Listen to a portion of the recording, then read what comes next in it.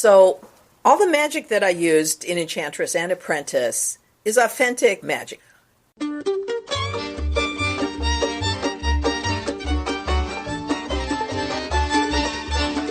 This is the Book of Life. I'm Heidi Estrin. Maggie Anton appeared on the Book of Life in October 2013 to talk about her novel Rav Hisda's daughter, Apprentice. Now she's written a sequel, Enchantress, that tells the rest of Hisda's story. We spoke at Congregation B'nai Israel in Boca Raton, Florida, during Maggie's book tour.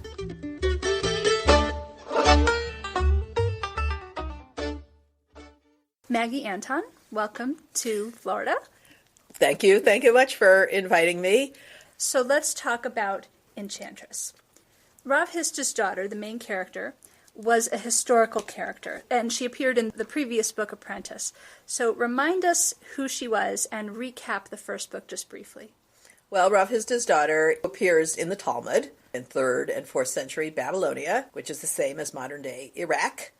Her father is a rabbi. She's a young girl, maybe 8 or 10. She's in her father's classroom. He calls up his 2 best students and asks her, "Who do you want to marry?" Rather interesting question. Most girls in 4th century Babylonia, I imagine, did not get a choice. She rises to the occasion and replies, "Both of them." Like, whoa. And after what I imagine was a lengthy silence, the younger of the 2, arguably more quick-witted, says, "I'll be the last one." And the Talmud tells us that's what happens. I came across this piece of Talmud. I was so impressed with her audacity that I thought I would really want to tell her story. Book 1 is essentially more of a coming-of-age story. I mean, I had to start book 1 with that scene with the 2 guys. So I knew the book would start in her childhood and the time in which she is betrothed to the first one. So book 1 essentially ends up, she's a widow now, in between husbands. And the question is how and if she will get together with husband number 2, who at this point she's pretty angry with. It definitely ends on a cliffhanger.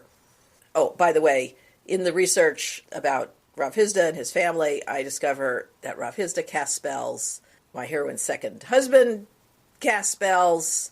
I discover that my heroine herself knows magic procedures. When I first started the research, I had no idea that sorcery was going to be any part of this book, let alone a major part of the book. Okay, good. So we're continuing with the story of Enchantress, and it continues her life with the next husband. When we met to talk on the podcast about Apprentice, we talked about how the spells in the book could have seemed effective because they were common sense, like washing your hands after you use the privy, or it could have been like a placebo effect. And this made the first book realistic even while the magic was included. The second book, in Enchantress, we see the characters actually seeing and speaking with demons and the angel of death, or talking to animals like Dr. Dolittle. So this is a very different tone. So talk a bit about the difference between the 2 books.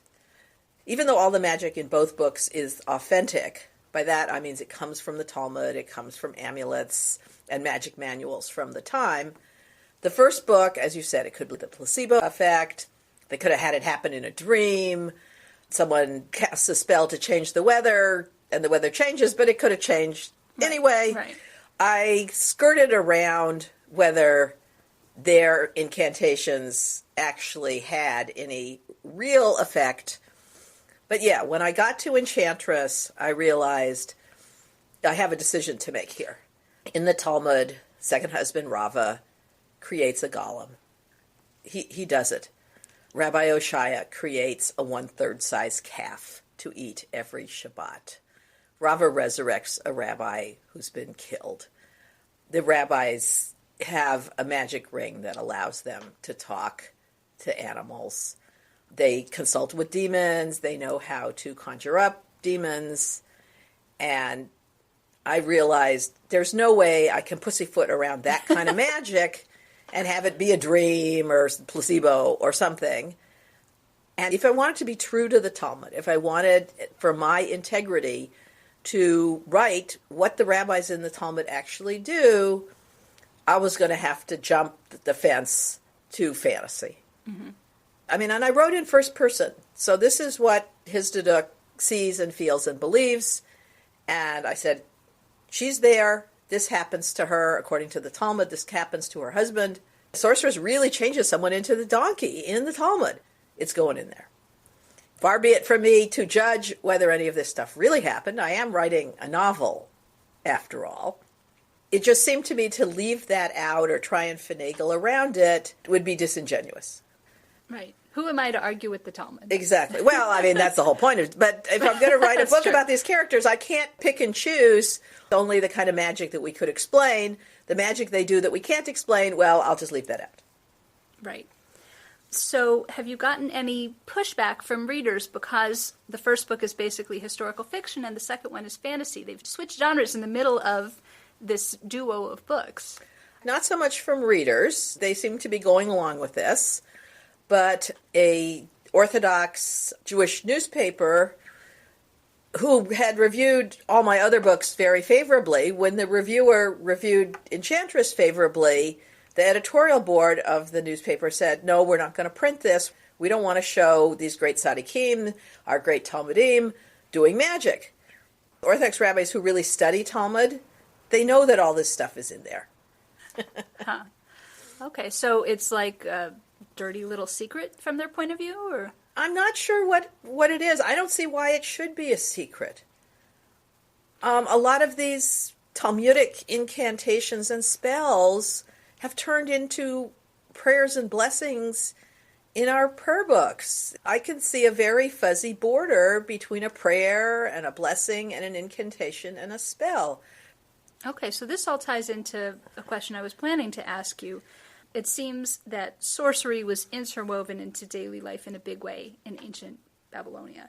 So at the surface, you would think that that has disappeared, but maybe it hasn't.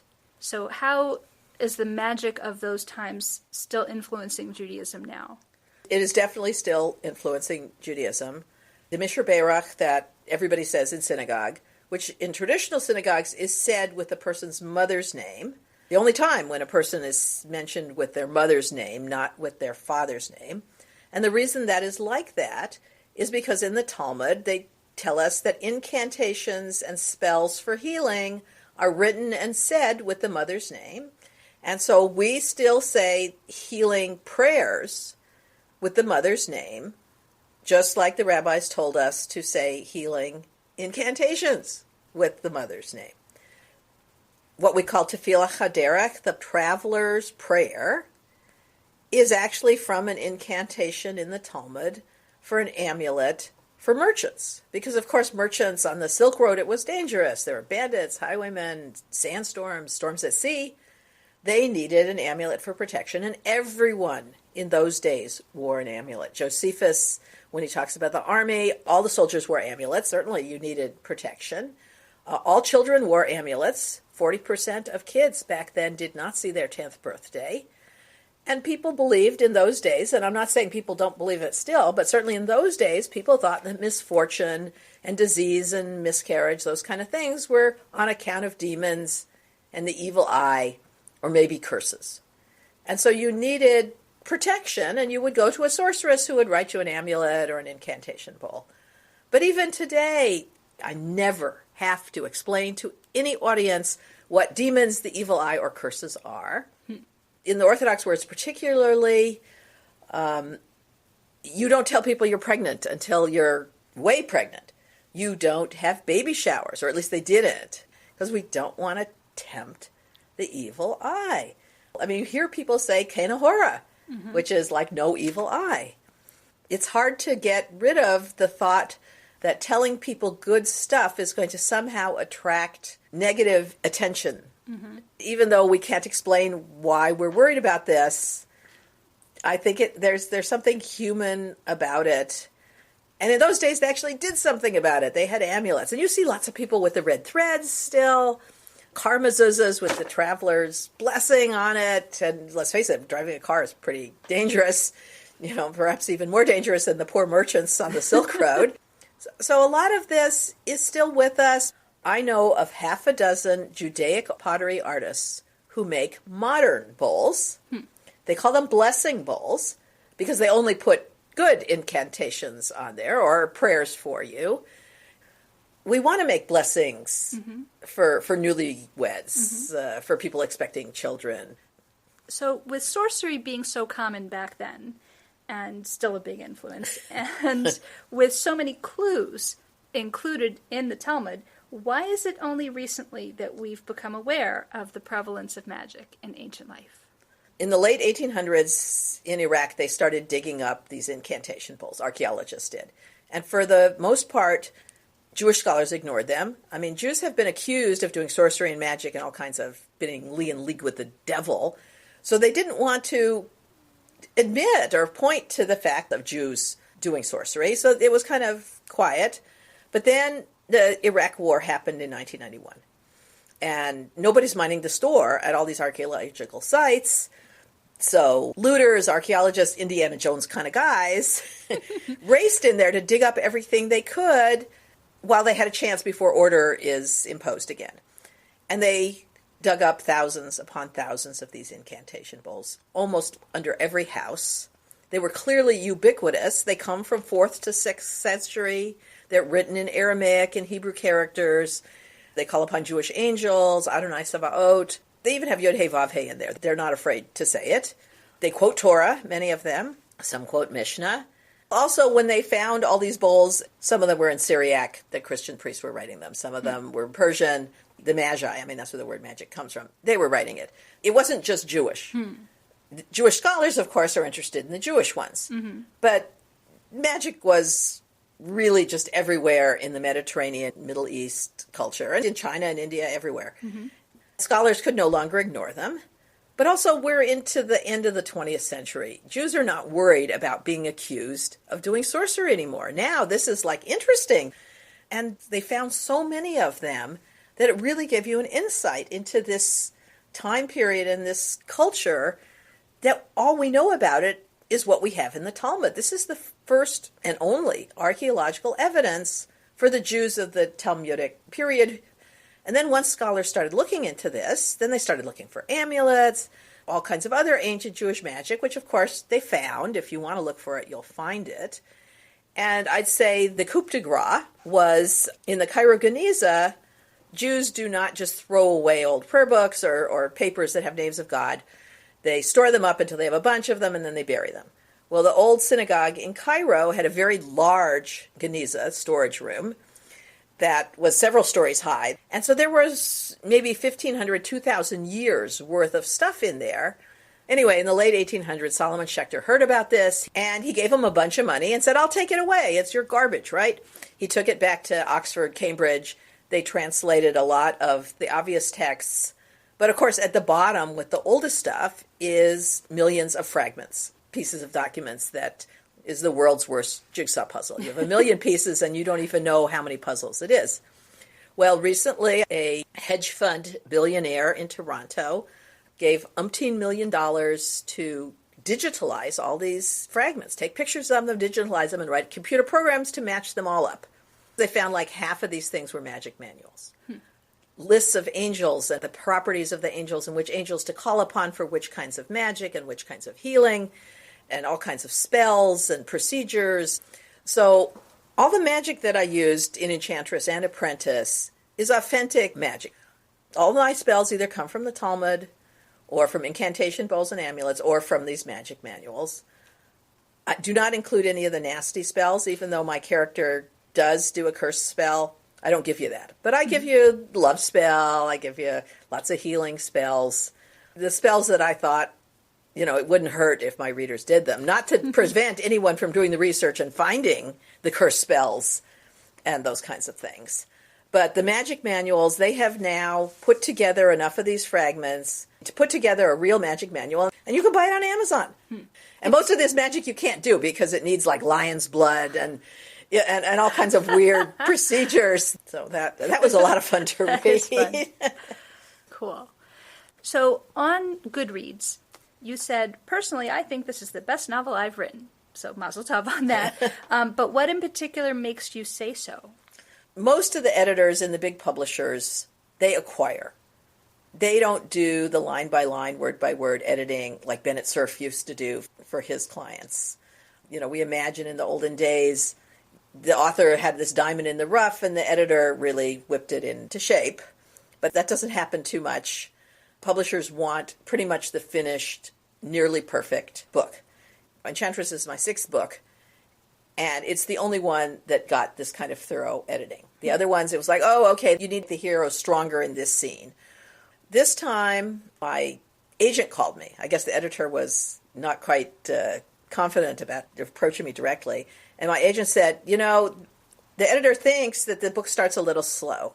She was wondering if you would mind if she did some heavy editing. Apparently some authors say, that's it, I'm turning it in, take it or leave it. I was delighted. I did not take writing classes. I was a chemist. I wrote the book I wanted to read, but I didn't really know what I was doing. It was only that I had read lots of novels that gave me the idea of how to put together a story. So I said, great, go for it. And she says, okay, well, I'll do the first 3 chapters. And if you like what I did, then we can do more. And this was last winter when we had the polar vortex around the end of the year. So she was homebound. She had the first 3 chapters done in a couple of days. And she'd get back to me, and I read the first paragraph, and immediately I was in awe of her editing skills. The first paragraph opens up, the heroine's on the boat, and her slave tells her that the second suitor is on the boat too.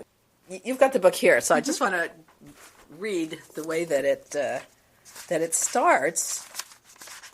Don't stand up, mistress. My slave Luton put a cautionary hand on my shoulder. She had rarely strayed from my side since I was widowed. That one sentence, she rarely strayed from my side since I was widowed, summed up 4 paragraphs that I had written about their relationship, and in one sentence all you need to know. And I looked at that and go, oh my goodness, that's really nice. And she came back to me and said, you give this certain piece of information here in chapter 1, but you also give it in, I don't know the exact one, chapter 12, chapter 17, chapter 27, 5 other places. Mm-hmm. And she says, I don't think it needs to be in chapter 1. We can have it in only one place, and it would be best in chapter 17. So out it goes. Not only did she know all the places I said the same thing, she knew which was the ideal spot. Which was the ideal spot. She says, you don't need to dump that much information on the beginning. Let them worry about it. Let them wonder about it. Let them find it out in chapter 17. So I accepted almost every change that she wanted. The whole thing was just an incredibly positive experience for me, seeing how a senior master editor really does what an editor is supposed to do. My main job, I had to put in new transitions because scenes changed at different places, and she just said, we need to cut this out, but now it would jump. Mm-hmm. Or in quite a few cases, I had to re-chapter because I didn't want to have one chapter with 5 pages and another chapter with 20 pages. Mm-hmm. There were certain pieces of Talmud I really wanted in there, and she didn't think that they added to the action, but I said, I really want this. Mm-hmm. And, she said, fine. In some cases, she said, well, can you shorten it a little? All my books with Talmud, I always put in the whole Talmud scene, knowing I'm going to cut it down to the minimum, because very few of my readers are going to have the patience to read an entire Talmud discussion. Mm-hmm. But I need to have the whole Talmud discussion in there to edit it down to something that I think will still make sense and give the gist of the argument. So we should give credit to this wonderful editor. Who was it? Denise Roy, who's at Plume, and now she's moving over to some division in Random House now that they have merged. Mm-hmm. So is there anything you'd like to talk about that I haven't asked you? Becoming an author was entirely unexpected. And most of it has been good. But my one regret is I mentioned I was a voracious reader of fiction, and that's what gave me the idea that I could actually write a novel. And now that I am an author, I cannot read fiction like I used to. Not just that I don't have time and I have to read lots of nonfiction, but now I see the craft. Now I see the scaffolding. I'm much less patient with books that I don't think are well crafted. It's much harder for me to lose myself in a story and not see how it's being put together. Mm-hmm. And so I have no patience with books that I think are poorly written, and books that are really well written, Like, I get depressed because I know I'll never be that good a writer. Oh, no. And so it's really changed how I read now. A great pleasure I used to have of curling up in bed with a good read is more of a challenge now, and I find myself looking for a book that I want to read. It's not Jewish. I'm reading science fiction. I'm reading Harry Potter. I'm reading Girl with a Dragon Tattoo. I'm trying to stay away from anything Anything that could possibly be construed as homework. Yes, exactly. Well, that's too bad. It's too bad that, the benefit to other readers has been a problem for you, the author. That's sad.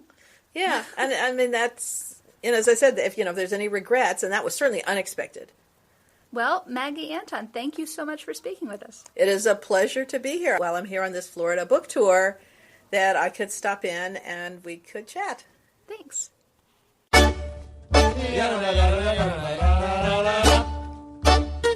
If you enjoy the Book of Life podcast, please become a patron at patreon.com/bookoflife. Leave a review on iTunes or a comment on our blog at bookoflifepodcast.com.